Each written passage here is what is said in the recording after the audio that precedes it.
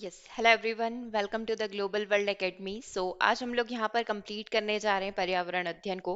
पर्यावरण अध्ययन का फर्स्ट चैप्टर आज की क्लास में हम लोग यहाँ पर कंप्लीट करेंगे, जिसका नाम है हमारा परिवार और हमारे मित्र।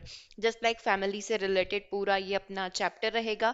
बेसिक कंसेप्ट इसमें हम लोग यहाँ पर सीखेंगे, कितने प्रकार के परिवार यहाँ पर होते हैं, इसमें क्या क्या चीज़ें यहाँ पर होती है, और मेनली जो क्वेश्चंस पूछे जाते हैं, क्योंकि जब भी किसी भी चैप्टर का नाम आता है तो हमारे दिमाग में फर्स्ट चीज क्या रिमाइंड होती है कि यार इस चैप्टर से किस तरीके के क्वेश्चंस पूछे जाते हैं, राइट।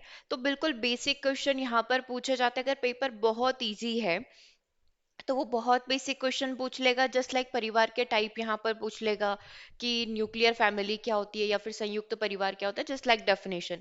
थोड़ा सा अगर पेपर को टफ करना है तो वो यहाँ पर इस वाले चैप्टर से कुछ नियम पूछ सकता है ना। जस्ट लाइक कि मिताक्षरा का नियम क्या होता है, ये नियम भारत के किस हिस्से में प्रचलित है या कौन से राज्य में इस नियम को अप्लाई किया जाता है, जो कि सारी इसी चैप्टर से कनेक्टेड चीजें हैं।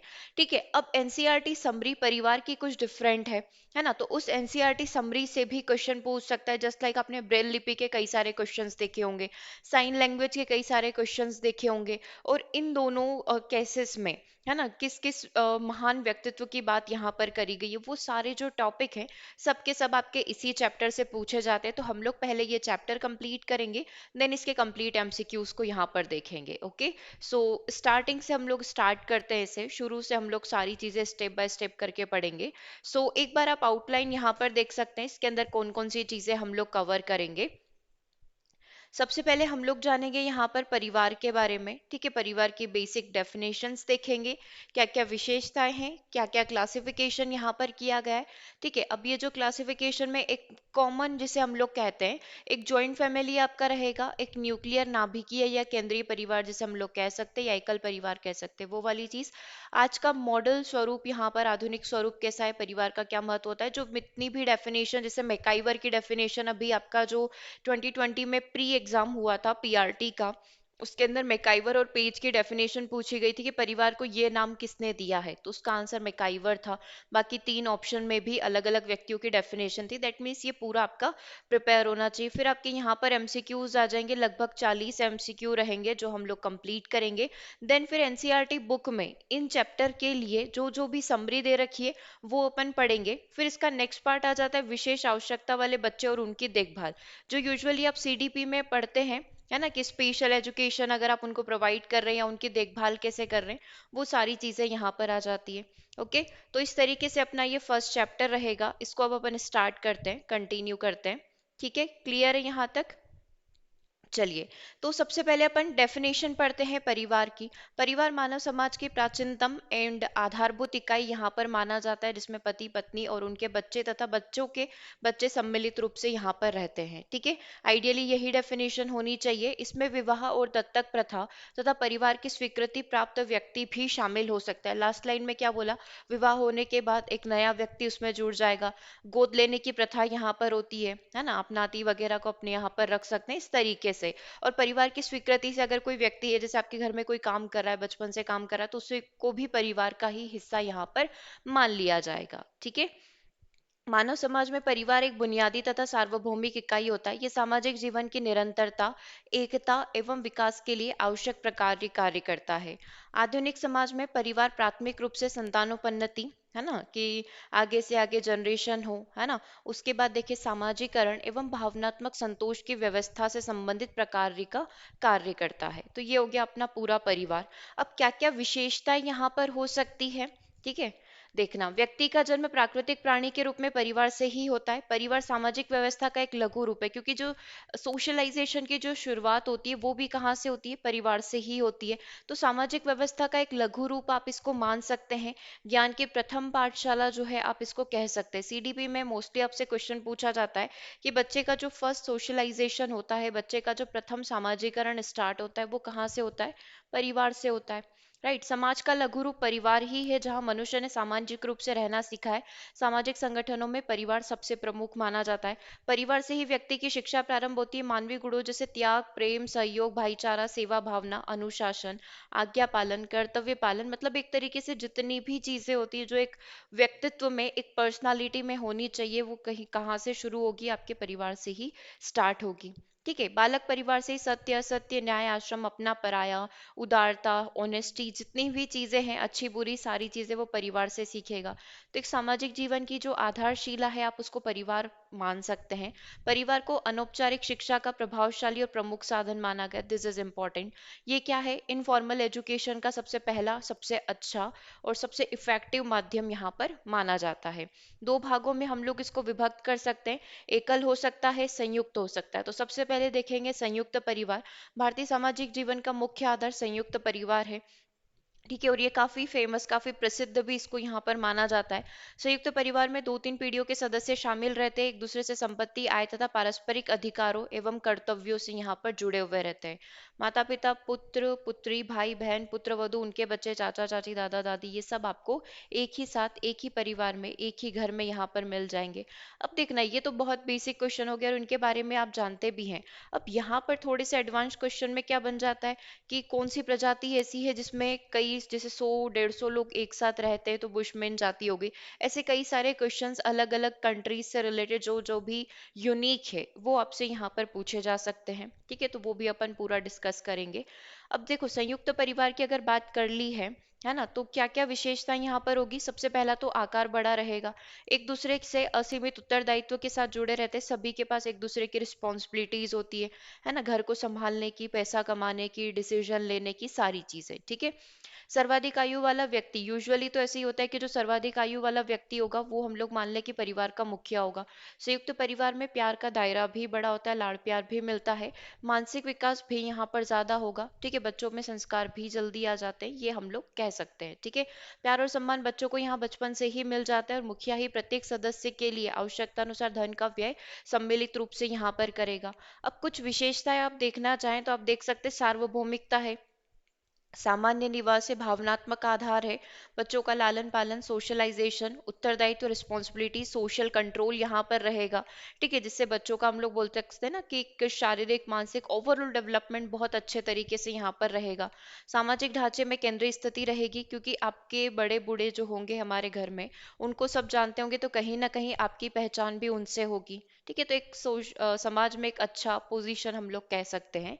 अब बात करते हैं एकल परिवार की, न्यूक्लियर फैमिली या केंद्रीय परिवार की या नाभिकीय परिवार, इसके कई सारे नाम आप इसको यहाँ पर दे सकते हैं। ठीक है, संयुक्त परिवार की एक लघु इकाई एकल परिवार कहलाएगा। संयुक्त परिवार का विभिन्न प्रकार की समस्याओं के कारण विघटन होने पर एकल परिवार का निर्माण हो सकता है, एक प्रोबेबिलिटी ये हो सकती है।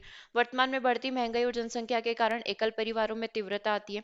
एकल परिवार में पति पत्नी और उनके अविवाहित बच्चे, विवाहित होने पर वो भी उनसे क्या हो जाएंगे, अलग हो जाएंगे। इस तरीके से एकल परिवार का निर्माण होता है। परिवार का आधुनिक स्वरूप अगर हम लोग बात करें भारत में, तो भारत में संयुक्त परिवार ही आदर्श परिवार यहाँ पर माना जाता है। संयुक्त परिवार को ही हम लोग यहाँ पर अपनी कंट्री में अगर बात करें तो उसी को आदर्श माना जाएगा। परंतु सुख सुविधा की उपलब्धता, औद्योगिकीकरण एवं शहरीकरण के कारण भारतीय परिवार पर पश्चिमी प्रभाव ज्यादा देखा गया है। संयुक्त परिवार पाश्चात्य प्रकार के एकल परिवार का आधुनिक स्वरूप यहाँ पर अपना रहा है। यानी कि अब हमारी कंट्री इंडिया में भी कहीं ना कहीं न्यूक्लियर फैमिली को अच्छा माने जाने लगा है, लोग उसको फॉलो करने लगे हैं। अब सिंपल कंसेप्ट की परिवार का महत्व क्या होता है, तो मानव की जीवन यात्रा का जो शुभारंभ होगा, मतलब बेसिक जो आवश्यकताएं पूरी होती है वो परिवार से ही होती है। बालक के व्यक्तित्व, मतलब मैं बात करूँ सर्वांगीण विकास, ओवरऑल डेवलपमेंट जो शुरुआत होता है वो परिवार से ही होगा। ठीक है, मान्यताओं, आदर्श, परंपरा, सारे सामाजिक मूल्य, जितनी भी चीजें हैं वो सब की सब आप परिवार से ही सीखते हैं। आर्थिक दृष्टि से भी परिवार का महत्व होता है, सब मिल बांट कर शेयर करते हैं, है ना। तो आर्थिक क्रियाओं का संचालन बच्चा जो सीखता है वो परिवार से ही सीखता है। प्रारंभ में आर्थिक रूप से व्यक्ति के परिवार पर निर्भर कर रहना पड़ता है, परंतु धीरे धीरे अपने खुद के साधन संसाधन से व्यक्ति इंडिपेंडेंट, आत्मनिर्भर और स्वावलंबी यहाँ पर हो जाता है। ठीक है, परिवार को एक शिक्षण संस्थान के रूप में स्वीकार किया जाता है। परिवार ही बालक की प्रथम पाठशाला है और माँ उसकी प्रथम आदर्श शिक्षिका। तो बच्चे का प्रथम शिक्षक उसकी माँ और पिता हो सकते हैं। परिवार में उसके शारीरिक, मानसिक, संवेगात्मक, सांस्कृतिक और नैतिक विकास की रूपरेखा तैयार होती है। बच्चों के पालन और मार्गदर्शन का एक सबसे अच्छा माध्यम परिवार ही होता है। ठीक है, अब इसमें भी अपन विशेषताएं देख सकते हैं, वही सारी विशेषताएं जो अभी आपने देखी। एक संयुक्त परिवार की जो आपने विशेषताएं देखी, सेम विशेषता एक परिवार में होनी चाहिए। सार्वभौमिकता, सामान्य विकास, भावनात्मक आधार, बच्चों का लालन पोषण अच्छे से हो, सोशलाइजेशन, रिस्पॉन्सिबिलिटीज, कंट्रोल, और समाज में अपनी पहचान, समाज में अपना एक ओहदा होना। ठीक है, ये तो हो गई बिल्कुल डेफिनेशन वाली बातें कि हाँ ये चीजें होनी चाहिए। अब जो डेफिनेशन यहाँ पर प्रमुख व्यक्तियों के द्वारा दी गई है, जैसे कि 11th 12th में एक सोशियोलॉजी करके अपन अगर अलग से सिलेक्ट करें तो उसमें यही सारी चीजें पढ़ाई जाती है ना। तो उससे ये कुछ डेफिनेशंस यहाँ पर ली गई और इन्हीं से रिलेटेड क्वेश्चंस भी आपसे एग्जाम में पूछे गए। जीपी मर्डॉक ने विश्व के 250 समाजों का अध्ययन किया और उन्होंने निष्कर्ष दिया कि परिवार कैसा होता है, यूनिवर्सल होता है ना। परिवार किस प्रकार का होता है, सार्वभौमिक होता है। जिन समूहों या समाज में बच्चों का लालन पोषण माता पिता द्वारा नहीं किया जाता है, अन्य किसी के द्वारा दिया जाता है, तो उसे डोमेस्टिक ग्रुप कहा जाता है। जिसे हम लोग बोल सकते हैं इजराइल का किबुत्ज समुदाय। ये वाली चीज इंपॉर्टेंट है ना, कि किसमें ऐसा होता है कि लालन पोषण माता पिता नहीं करते बल्कि उसी परिवार के लोग करते हैं। क्योंकि ये क्या होता है, ये एक डोमेस्टिक ग्रुप, ये एक बहुत बड़ा परिवार होता है, 100 150 लोगों का ये परिवार होता है। इसमें कुछ जिसे चीजें ऐसे डिसाइड कर दी जाती है, क्योंकि इतनी सारी चीजें मेंटेन करनी होती है। तो कुछ लोगों को डिसाइड कर लिया जाता है कि कुछ लोग बाहर जाकर पैसा कमाएंगे, ये कुछ महिलाएं हैं ये बच्चों का पालन पोषण करेगी, ये कुछ महिलाएं जो है खाने पीने का देखेगी। तो इस तरीके से पूरा कैटेगराइज करके ये पूरा एक घर यहाँ पर चलाते हैं। तो एक प्रकार के समुदाय की बात यहाँ पर करी गई है। और जीपी मर्डॉक ने क्या किया था, 250 समाजों का अध्ययन करके ये तर्क, ये निष्कर्ष यहाँ पर दिया था। ठीक है, अब अगर अपन आगे बात करें तो घरेलू समूह की क्या क्या विशेषताएं हो सकती है। भोजन संग्रह, निर्माण एवं उपभोग करना, संतानोपन्नति एवं बच्चों का सामाजिकरण यहाँ पर करना। अब एक और इम्पोर्टेंट चीज देखना, लूसी मेयर की डेफिनेशन, ये इंपॉर्टेंट रहेगी, ये दोनों बहुत इंपॉर्टेंट है। इसका क्वेश्चन तो अभी रिसेंट आपसे पूछा भी गया है और ये ऑलरेडी पहले पूछा जा चुका है। लूसी मेयर के अनुसार परिवार एक गृहस्थ समूह होता है जिसमें माता पिता और संतान साथ साथ रहते हैं। इसके मूल में दंपति और उनकी संतान रहेगी।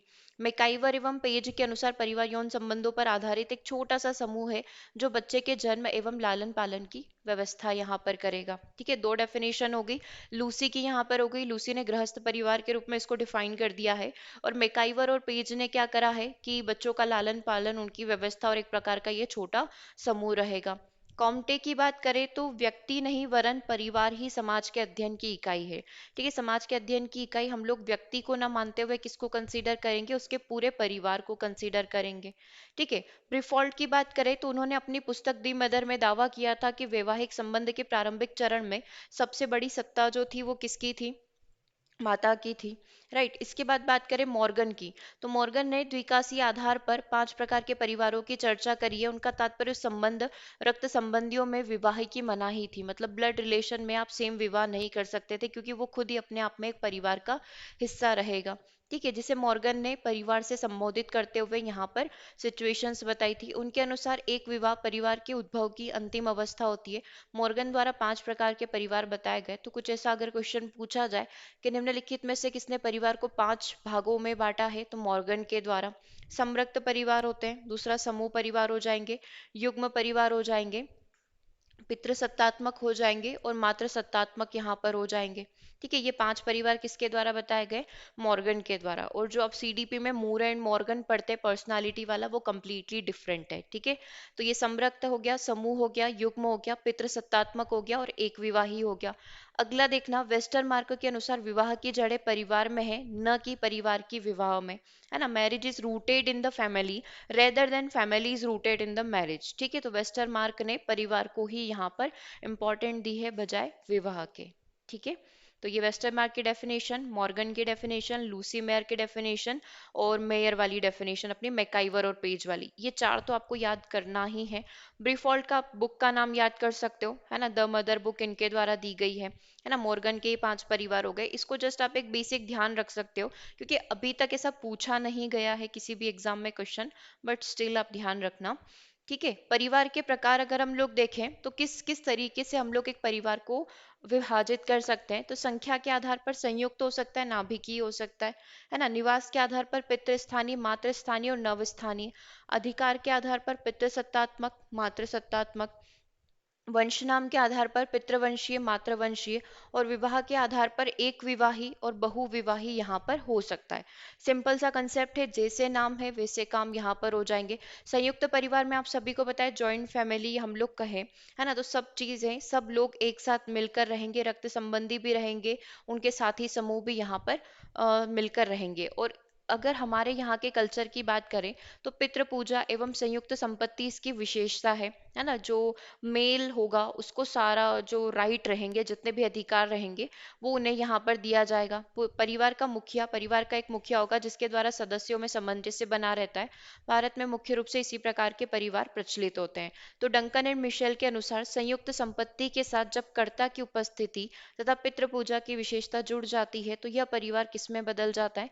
संयुक्त परिवार में यहाँ पर बदल जाता है। मतलब वही अपने बड़ों का आदर सम्मान और एक व्यक्ति जो मेन यहाँ पर हेड होगा, मुखिया होगा, उसी की बातों को यहाँ पर फॉलो करना, है ना। तो ये चीज अपना संयुक्त परिवार हो जाएगा। नाभिकीय परिवार की बात करें, यह परिवार पति पत्नी अविवाहित बच्चों से मिलकर बना हुआ, जैसे बच्चों में शादी होती है तो ये संयुक्त परिवार में बदल जाता है। ठीक है।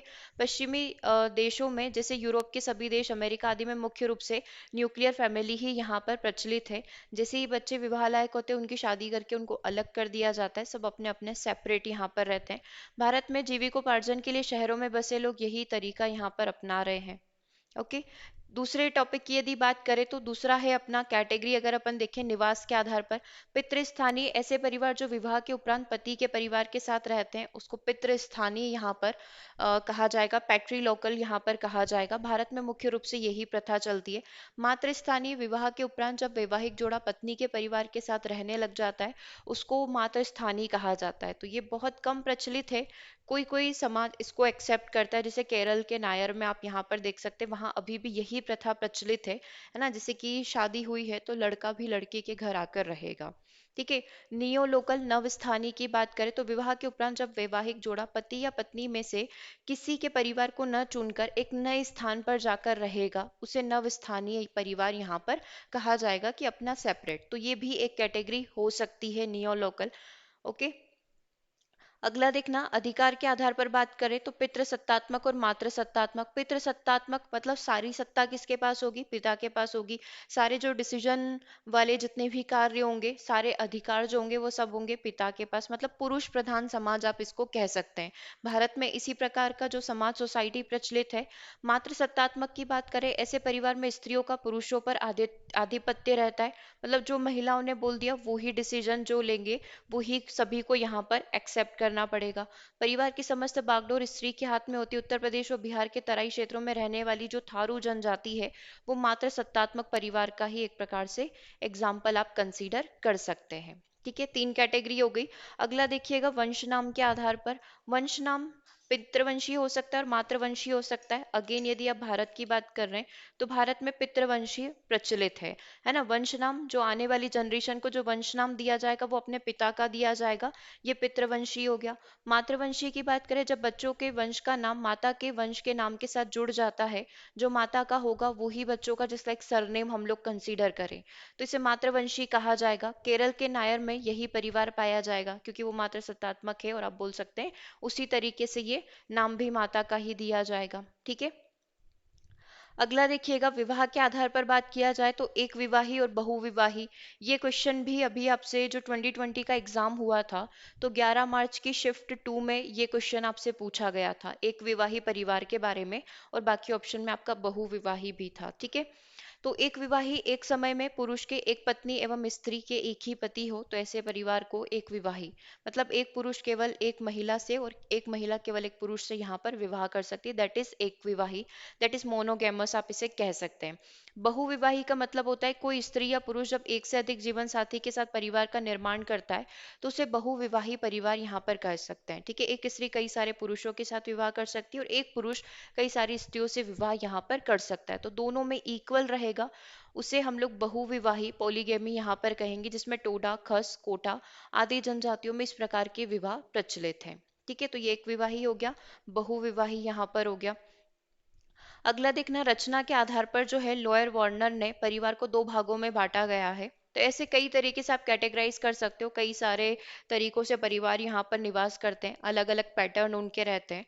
तो अगर हम लोग स्ट्रक्चर के आधार पर बात करें तो लॉयड वार्नर ने दो प्रकार के बताए। जन्म का परिवार, फैमिली ऑफ ओरिएंटेशन। दूसरा जनन का परिवार, फैमिली ऑफ प्रोक्रिएशन, यहाँ पर आप कह सकते हैं। ठीक है, देखो अब यहाँ पर अगर हम लोग बात करें जन्म का परिवार क्या हो जाएगा, जन्म का परिवार जहाँ पर बच्चे का जन्म हुआ है, ठीक है, वो वाली चीज यहाँ पर हो जाएगी। और एंडरसन एंड वार्नर की अवधारणा को स्पष्ट करते हुए इन्होंने लिखा है कि व्यक्ति जिस परिवार में जन्म लेता है वो उसका जन्म का परिवार हो जाएगा। ठीक है, तथा विवाह एवं संतानोपन्नति के द्वारा जिस परिवार का वो निर्माण करेगा उसे जनन का परिवार कहेगा। मतलब आप ये समझ सकते हैं एक व्यक्ति का जहाँ पर जन्म हुआ है वो उसका ओरिएंटेशन हो जाएगा, है ना, जन्म का परिवार हो जाएगा। और जहाँ पर उसका परिवार आगे बढ़ रहा है, मतलब उसके खुद के अपने बच्चे हो रहे हैं, वो एक जहाँ पर निवास कर रहा है, वो क्या हो जाएगा, उसके लिए जनन का परिवार हो जाएगा। ठीक है, दो चीजें हो गई यहाँ पर। चलो आगे बढ़ते हैं। इसके अतिरिक्त अभी भी दो प्रकार के परिवार प्रचलित हैं। ठीक है, विस्तारित परिवार एक्सटेंडेड फैमिली होती है। यह कई नाभिकीय परिवारों का समूह होता है। इसमें निवास स्थान तो एक ही होता है लेकिन भोजन के लिए रसोइयाँ अलग अलग हो सकती है। जैसे संयुक्त परिवार में परिवारों के जो समूह यहाँ पर बट जाते हैं वो अपनी एक्सटेंडेड फैमिली होती है। ठीक है, मतलब रहते सब कुछ साथ में, बस भोजन की व्यवस्था अलग अलग होती है, दैट इज विस्तारित परिवार। अगला हाउस होल्ड गृहस्थ समूह यहाँ पर कहें तो यहाँ एक से अधिक व्यक्तियों का समूह है जो एक ही निवास स्थान में रहते हैं। आपस में रक्त या विवाह संबंधी वो हो सकते हैं।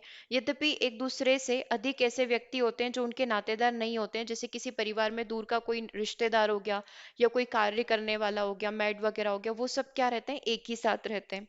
ठीक है, रिश्ते नाते वाले रक्त संबंधी हो गए, विवाह के बाद के हो गए, कार्य करने वाले हो गए, है ना, पहचान के हो गए, वो सब क्या कर रहे हैं, मान लो एक ही प्रकार का कार्य कर रहे हैं तो वो सब एक साथ रहेंगे, तो उसको हम लोग हाउस होल्ड गृहस्थ समूह यहाँ पर कहेंगे। ठीक है, तो इतने प्रकार के परिवार प्रचलित है अलग अलग जगह। ठीक है, ये तो अभी अपन ने सिर्फ इंडिया की बात करी और एक अपन ने इसराइल के किबुत्स समुदाय की बात करी थी कि वहां पर इस प्रकार से परिवार चलते हैं। तो ये सारी चीजें आपको ध्यान रखनी है, इन्हीं से घुमा फिरा कर आपसे क्वेश्चंस पूछे जा सकते हैं। ठीक है, चलिए आगे बढ़ेंगे। अब हम लोग आगे इसके आगे थोड़ा सा डिस्कस करते हैं कि इन दोनों में डिफरेंस क्या होता है। देखना एक बार ये विजिबल हो रहा है स्क्रीन पर, दोनों में डिफरेंस समझ लेते हैं। ठीक है, देखो सबसे पहले जो है आपका संयुक्त परिवार है, देन आपका एकल परिवार या एकांकी परिवार या फिर न्यूक्लियर या फिर केंद्रीय परिवार या नाभिकीय परिवार, सब इसी के नाम है। संयुक्त परिवार में तीन या तीन से अधिक पीढ़ियां जहां पर स्त्री पुरुष अपने विवाहित और अविवाहित बच्चों के साथ रहेंगे। एकांकी परिवार में पति पत्नी और उनके अविवाहित बच्चे एक साथ मिलकर रहते हैं। संयुक्त परिवार समष्टिवादी विचारधारा पर आधारित होता है। एकांकी परिवार की स्थापना का आधार केवल व्यक्तिवाद यहाँ पर होगा। ठीक है, सिर्फ अपने बारे में सोचना होगा। संयुक्त परिवारों में कर्ता या मुखिया की प्रधानता होती है, जो कि जनरली सबसे मेन जो हेड होगा, सबसे बड़ा जो पुरुष सदस्य होगा, उसी का डिसीजन एक्सेप्ट किया जाएगा। एकल परिवार में माता और पिता दोनों का इंडिविजुअल प्रधानता यहाँ पर रहेगी। संयुक्त परिवार में सभी कार्यों को करने का जो रिस्पॉन्सिबिलिटी रहता है वो मुखिया के ऊपर रहता है। एकांकी परिवार में प्रत्येक कार्य का उत्तरदायित्व तो पूर्ण रूप से माता पिता दोनों के ऊपर आ जाता है। संयुक्त परिवार में सामाजिक गतिशीलता नाम मात्र के लिए रहती है। एकांकी परिवारों में अपेक्षाकृत ज्यादा गतिशीलता पाई जाती है, हर एक चीज को इंडिविजुअली उन्हें हैंडल करना पड़ता है, तो एक्टिविटी आप एकांकी परिवार में ज्यादा देख सकते हैं। संयुक्त परिवार में स्त्रियों का उपयुक्त स्थान एवं सम्मान न होने के कारण उनकी स्थिति अभी काफी बुरी हो चुकी है, दुर्दशा यहाँ पर, ये इसका एक ड्रॉबैक आप कंसीडर कर सकते हैं। एकांकी परिवार में स्त्रियों की स्थिति जो है अपेक्षाकृत ठीक होती है, उनका स्थान ऊंचा एवं सम्मानजनक यहाँ पर माना जाता है। संयुक्त परिवार में परिवार के सदस्यों के बीच में द्वेष, कलह एवं एक प्रकार का मानसिक तनाव हर समय बना रहेगा। लेकिन एकांकी परिवार क्योंकि कम व्यक्ति है तो मित्रता की भावना यहाँ पर बनी रहेगी। तो ये एक डिफरेंस हो गए, 7 डिफरेंस हो गए किसके बीच में, संयुक्त और एकांकी परिवार के बीच में। ठीक है, तो ये अपना बेसिक जो कंसेप्ट था वो कंप्लीट हो गया। अब अपन इसके एमसीक्यूज स्टार्ट कर देते हैं कि किस तरीके के क्वेश्चंस आपसे एग्जाम में पूछे जा सकते हैं। ठीक है,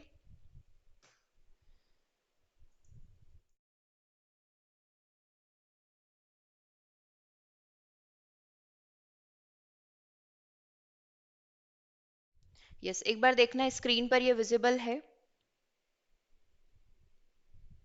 चलो अब जिस भी तरीके के क्वेश्चंस पूछे जाते हैं वन बाय वन करके हम लोग इसको कंप्लीट कर लेते हैं।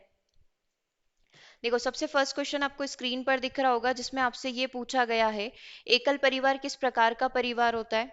ठीक है, एकल परिवार में क्या हो जाएगा, ऐसा कोई स्पेसिफिक डेफिनेशन तो है नहीं, जैसा ऑप्शन नंबर 1 के अंदर दिया हुआ है कि 1950 के बाद का जो परिवार होगा वो अपना एकल परिवार होगा। राइट। दूसरा ऑप्शन दे रखा है माता पिता और उनके बच्चे रहेंगे, तो उसे अपन एकल परिवार यहाँ पर बोलेंगे। तीसरा ऑप्शन क्या दे रहा है? तीसरा ऑप्शन हमको ये दे रहा है कि संपूर्ण परिवार, दादा दादी उनके बच्चे, तो ये तो संयुक्त परिवार हो गया। केवल पति पत्नी गलत हो जाएगा, तो केवल ऑप्शन नंबर बी अपना यहाँ पर सही हो जाएगा। ठीक है, अब विजिबल हो रहा है पूरा, तो ऑप्शन नंबर बी अपना करेक्ट हो जाएगा।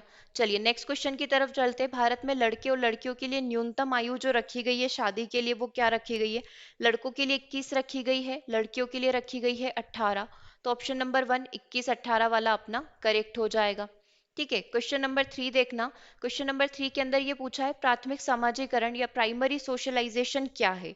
पड़ोसियों से सीखना, स्कूल शिक्षा के थ्रू सीखना, शुरुआत में परिवार व मित्रों से सीखना, प्राथमिक स्तर पर समाज से सीखना।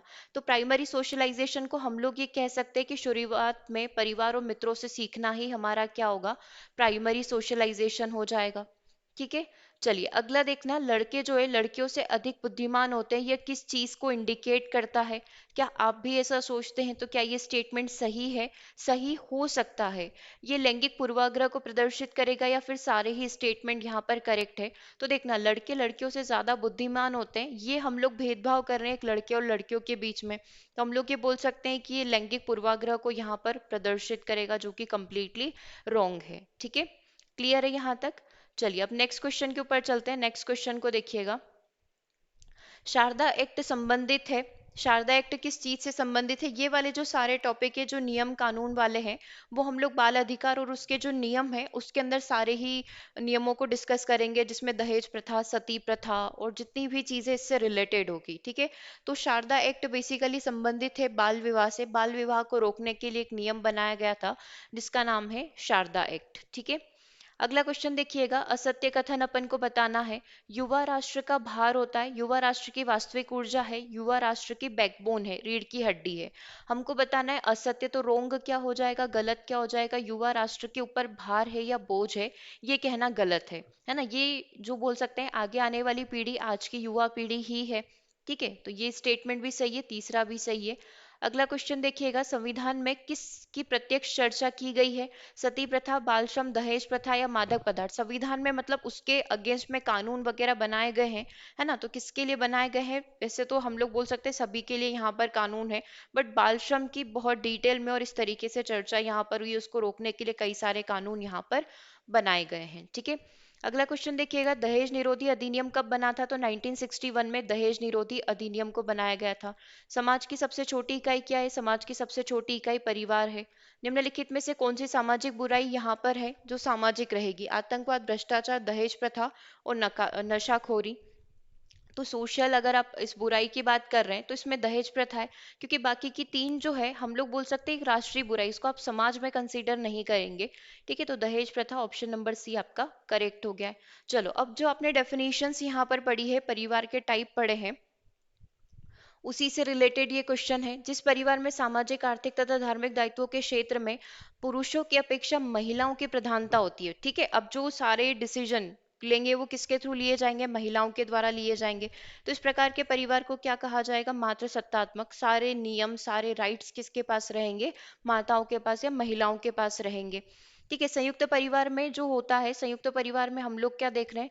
पितृसत्तात्मक होता है। पितृसत्तात्मक मतलब सारे डिसीजन पुरुषों के द्वारा लिए जाते हैं। मातृस्थानीय का मतलब होता है कि जो परिवार रहेगा, है ना, वो कहाँ पर रहेगा? माता के घर पर रहेगा और उन्हीं का वंश नाम आगे बढ़ाएगा। ठीक है, मातृवंशी वही कि वंश भी किसका बढ़ेगा? माता का बढ़ेगा। जस्ट लाइक सरनेम वगैरह जो आगे से मिलता है, केरल के बारे में अपन ने देखा था, वहां पर किस प्रकार के परिवार प्रचलित है? मातृवंशी परिवार प्रचलित है। ठीक है, तो ये दोनों तो आपस में ही कनेक्टेड हो गए। चलिए अब आगे अगले क्वेश्चन पर बढ़ना। जिस परिवार में सामाजिक, आर्थिक तथा धार्मिक दायित्वों के क्षेत्र में महिलाओं की अपेक्षा पुरुषों की प्रधानता होगी, पितृसत्तात्मक हो जाएगा। ठीक है, हमारे यहाँ पर पितृसत्तात्मक प्रचलित है, पिता के स्थान पर ही रहा जाता है। इंडिया में मोस्टली संयुक्त परिवार ही प्रचलित है और पितृवंशी का होता है, पिता का वंश नाम ही आगे बढ़ाया जाएगा। ओके, चलिए अगले क्वेश्चन की तरफ चलते हैं। वेस्टमार्क के अनुसार आरंभिक परिवार किस प्रकार का परिवार होता था? तो वेस्टमार्क ने यहाँ पर बताया था कि आरंभिक परिवार जो होते थे वो एक विवाही परिवार होते थे। ठीक है, जो अपन ने एक विवाही और बहुविवाही, मोनोगेमी और पॉलीगेमी के बारे में देखा था। ठीक है, एक विवाही हो गए, फिर बहुविवाही मतलब मल्टीपल शादियां वहां पर की जा सकती है। ओके। और भारत में एक विवाही भी प्रचलित है, ये भी याद रखना। परिवार के सदस्यों में प्यार व निष्ठा का न होना क्या कहलाता है? तलाक, पारिवारिक विघटन, व्यक्तिगत या फिर सामूहिक विघटन।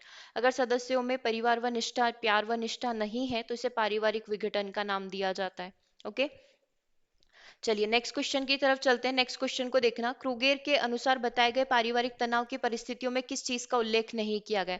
क्रूगेर की आपने डेफिनेशन देखी थी, और बहुत सारी डेफिनेशन जो अभी आपने पढ़ी है, इसके अलावा कई सारी डेफिनेशंस और है, राइट, जो आपको भी इन एमसीक्यूज में मिलती जाएगी। क्रूगेर के अनुसार परिवार की तनाव की परिस्थितियों में किस शब्द का उल्लेख नहीं किया गया है?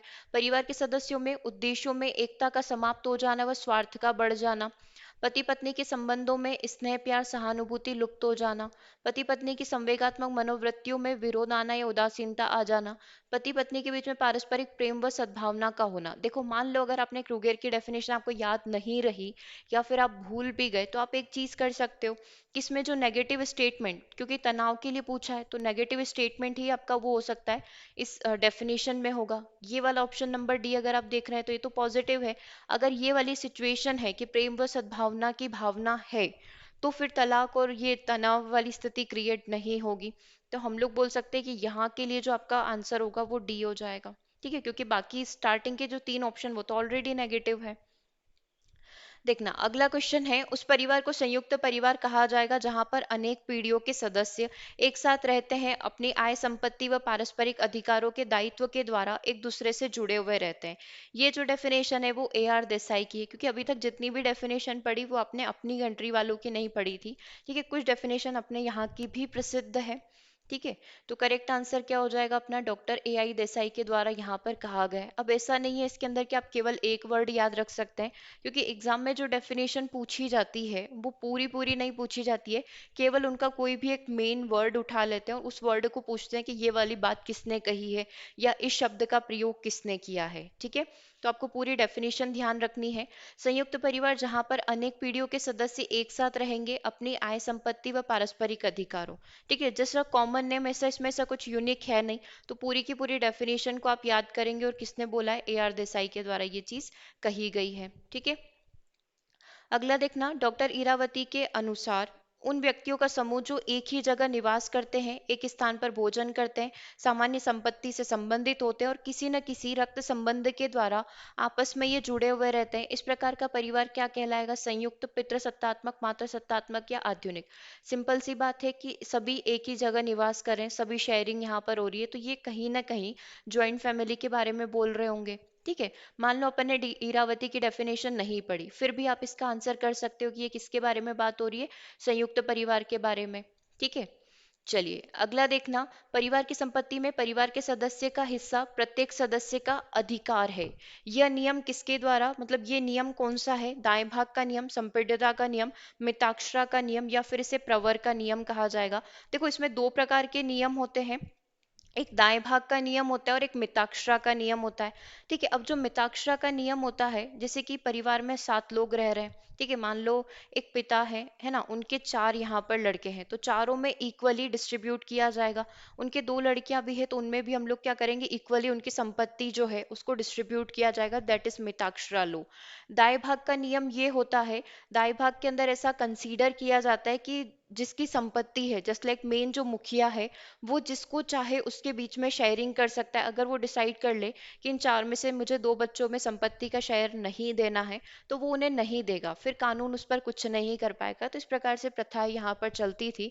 तो दाएं भाग का नियम मोस्टली आप देख सकते हैं बंगाल के अंदर और असम के अंदर ये नियम प्रचलित है, बाकी पूरे भारत में मिताक्षरा का ही नियम चलता है कि आइडियली पिता की संपत्ति पर सभी लोगों का इक्वल राइट, इक्वल अधिकार यहाँ पर रहेगा। और दायां भाग जो व्यक्ति जिसे चाहे उसे रख सकता है, किसी को भी वो दे सकता है, वो चाहे तो उसके बच्चों को ना दे, कोई दिक्कत नहीं है। तो दाएं भाग का नियम चलता है बंगाल के अंदर और असम के अंदर। ठीक है, अगला देखना, हिंदू जीवन का जो चरम लक्ष्य माना जाता है वो किसे माना जाता है? आमोद प्रमोद करना, मोक्ष की प्राप्ति, भोग विलास या फिर व्याभिचार होना। तो हिंदू जीवन का चरम लक्ष्य यही होता है, मोक्ष की प्राप्ति करना। तो बी आंसर यहाँ पर आपका करेक्ट हो जाएगा। ठीक है, चलिए अगले क्वेश्चन की तरफ चलते हैं। सामाजिक बुराइयों का उदाहरण श्रम, दहेज, बाल विवाह, ये सब की सब क्या आती है? सामाजिक बुराइयों के अंदर ही कंसीडर करी जाती है। ओके। अगला क्वेश्चन देखिएगा, गांव में घर की दीवारों में झोपड़ी को गोबर से बनाया जाता है, क्यों? चिकना व साफ, ये क्वेश्चन आपका सीटेट में पूछा गया था। ठीक है। चिकना व साफ बनाने के लिए, खुरदुरा बनाकर घर्षण बनाने के लिए, फर्श को प्राकृतिक रंग देने के लिए, कीटों को दूर रखने के लिए। तो बेसिकली इसका प्रयोग किया जाता है कीटों को दूर रखने के लिए। सो ऑप्शन नंबर डी अपना करेक्ट हो जाएगा। ठीक है। चलिए, तो ये कुछ 20 क्वेश्चन हमने यहाँ पर कंप्लीट कर लिए। इसके अलावा 20 क्वेश्चन और इस चैप्टर के हैं, प्लस इसमें एनसीईआरटी समरी हमको पढ़नी है, जिसमें ब्रेल लिपि से रिलेटेड, साइन लैंग्वेज से रिलेटेड क्वेश्चंस रहेंगे। क्योंकि आपने प्रीवियस पेपर्स में देखा होगा, तो ब्रेल लिपि के जो कितने बिंदु होते हैं, कैसे इसको पढ़ा जाता है, ऐसे कई सारे थोड़े से साइंस वाले क्वेश्चन पूछे गए थे। तो वो हम लोग अब अपनी नेक्स्ट क्लास के अंदर कंप्लीट करेंगे। ठीक है। सो आज की क्लास को हम लोग यहीं ओवर करते हैं। सेशन कैसा लगा कमेंट ज़रूर से कर दीजिएगा। ठीक है। सो मिलते हैं हम लोग अपने नेक्स्ट सेशन में। Thanks for watching.